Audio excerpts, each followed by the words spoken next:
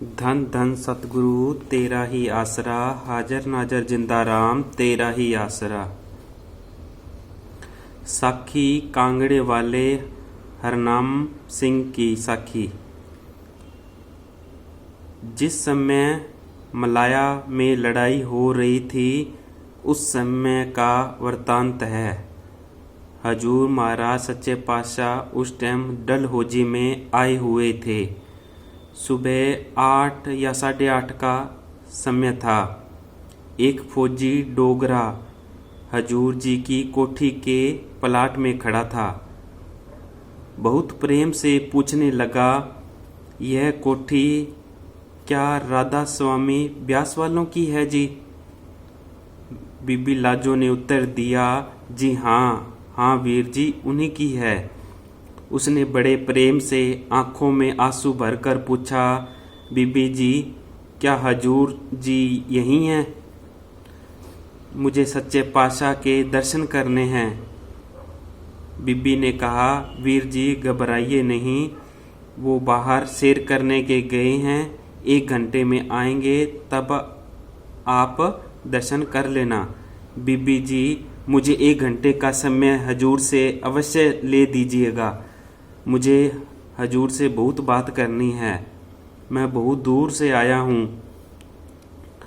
मैंने पूछा, वीर जी क्या क्या नाम है आपका और कहाँ से आए हैं?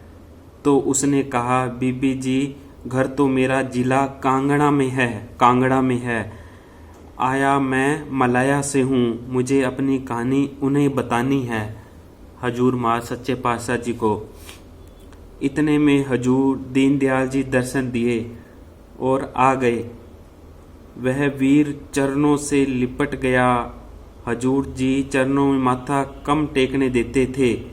उस प्रेमी का सच्चा प्रेम अंतर्यामी जानते थे। कहने लगे, ओ भले मानस हरनाम सिंह, बस कर बैठकर बात कर।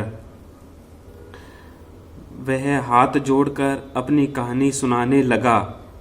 मलाया में बड़े जोर की लड़ाई हो रही थी।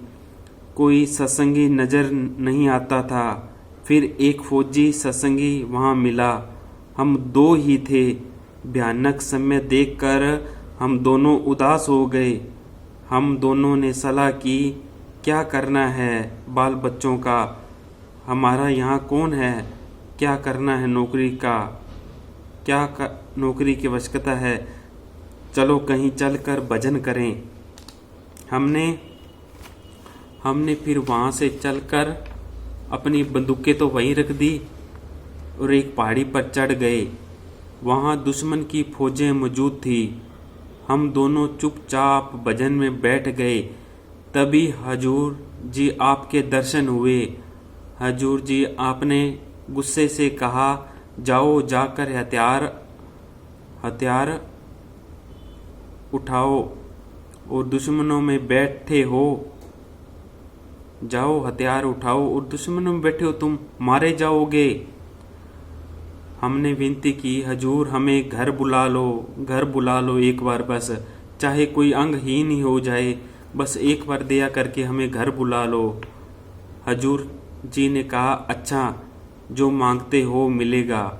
हजूर इतना कहकर वहाँ से अलोप हो गए। हमने धीरे धीरे आकर हथियार सागी जगह आकर अपने हथियार उठा लिए जो उसी जगह रखे थे।